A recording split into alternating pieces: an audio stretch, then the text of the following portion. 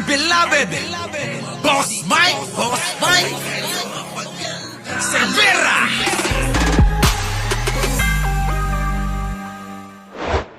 Ano ang sasabihin kung saang direksyon pupunta yung investigasyon natin sa mga cold cases na ito? Pag may makita tayong link ng kahit sino, including the former president, then so be it. So be it.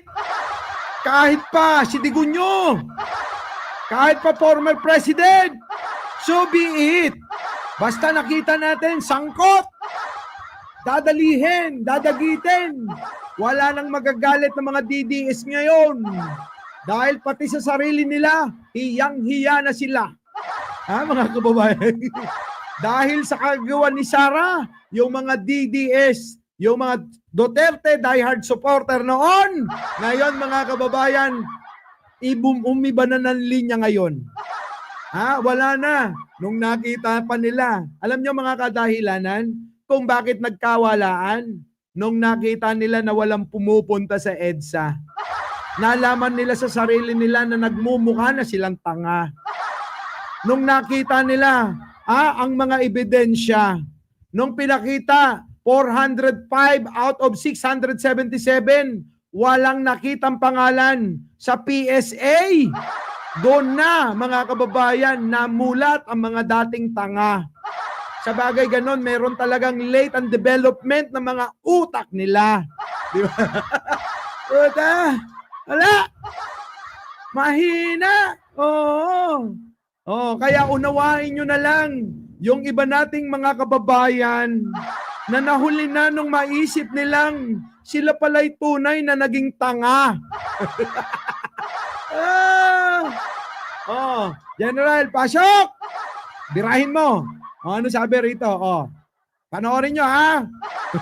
May makita tayong link ng kahit sino, including the former president, then so be it. We'll include them in the charges. If the Alamang yon cyber libel. Cyber libel ang kaso. Malamang lang, hindi ko sigurado. So be it. Kay Digong, ano sabi rito? Game. cases na ito. Pag may makita tayong link ng kahit sino, including the former president, then so be it. We'll include them in the charges. Yako, isama nyo sa kaso. Bakit? Nauna na dyan, inamin ni Garma na talaga namang ang may pakana ng pagkamatay ng mga mayor nasa kulungan at nagpa-flag ceremony. Dinaril sa dibdib, patay. Pinagmayabang ng tao ni Garma. Doon na bokya. Nalaman ng madla na talagang itong si Digong ay sangkot siya sa patayang nangyari nung nakaraang termino niya. Puta, nakakahiya ang Pilipinas. Ang mga mahihirap nagkakamatayan sila. Pero mga kababayan, yung mga big time na drug lord, ayun, nagpapakasasa. Ay, nako.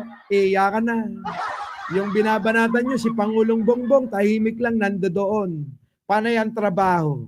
Kayo, gigil na, pero siya kalmadong kalmado. So, paano kayo mananalo? Paano kayo mananalo?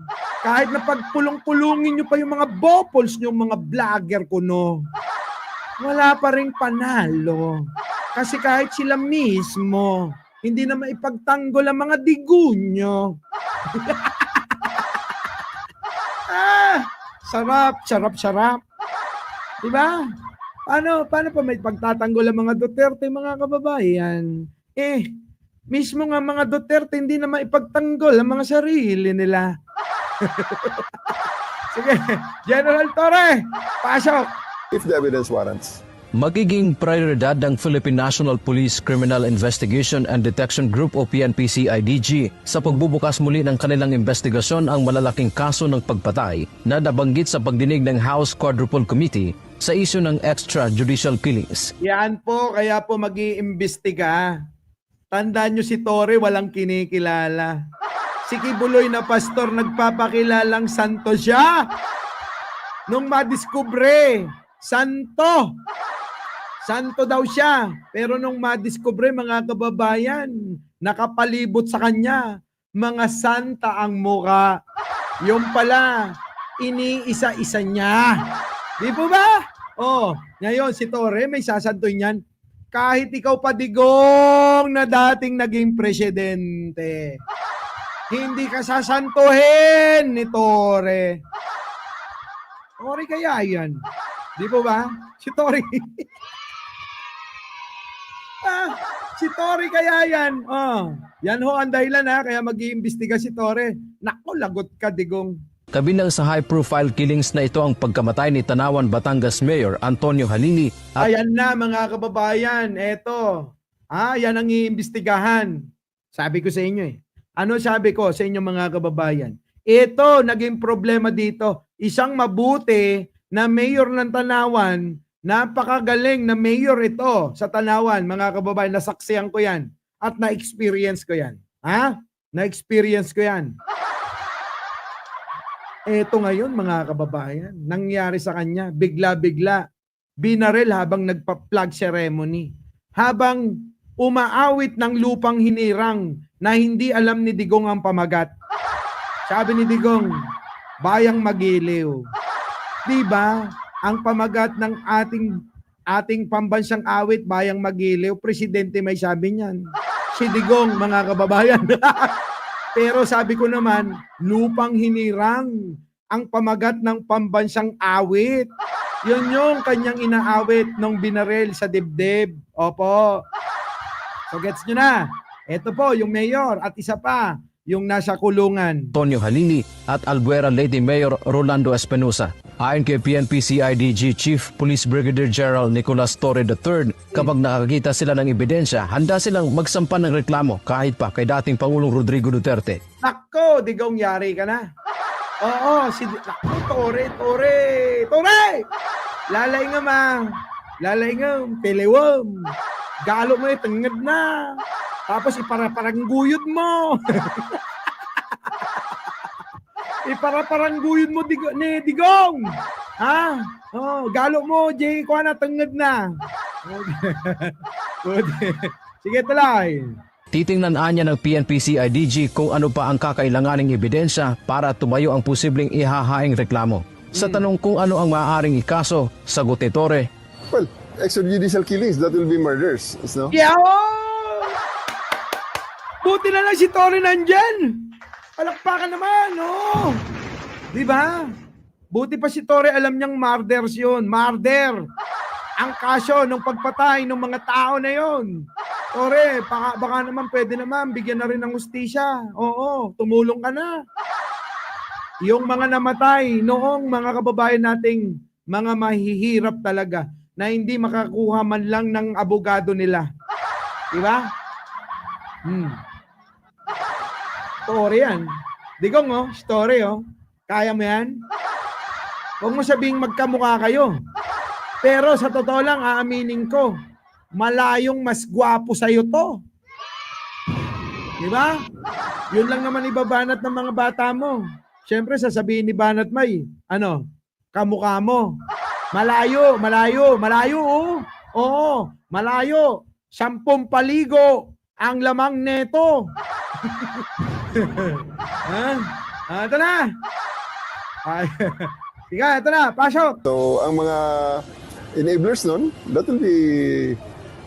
will be different, there are different kinds of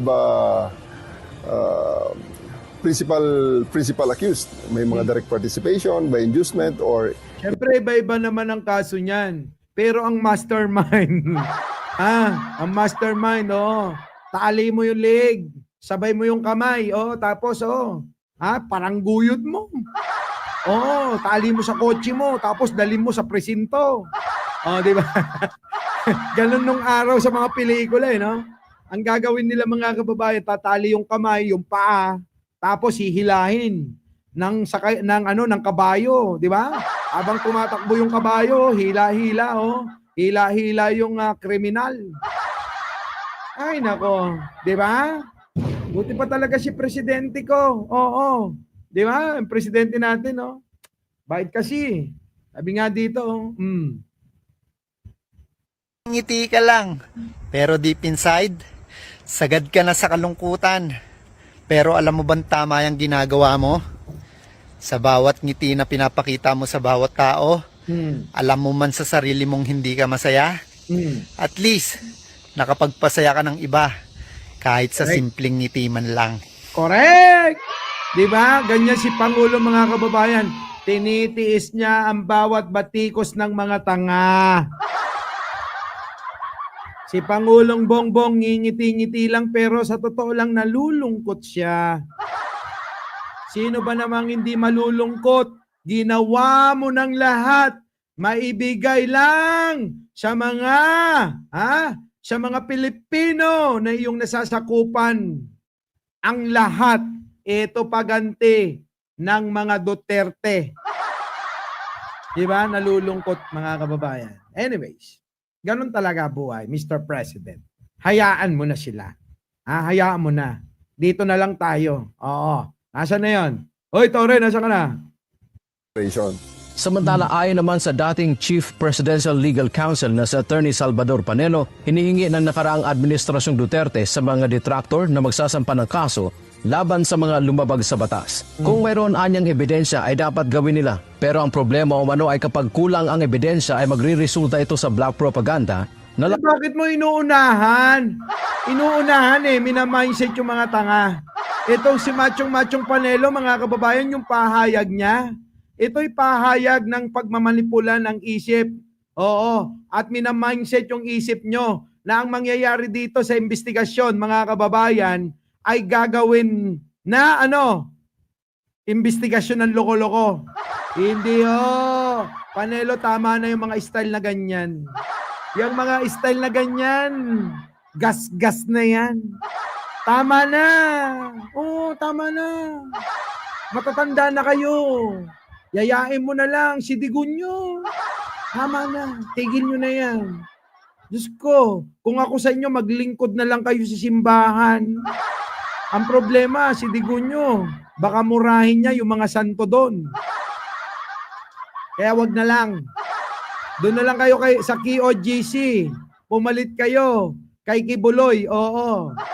Maraming mga chika baby doon. Nakaikot doon sa kwarto. Ay, ako sarap, di ba? Sarap! Our beloved Boss Mike Cervera.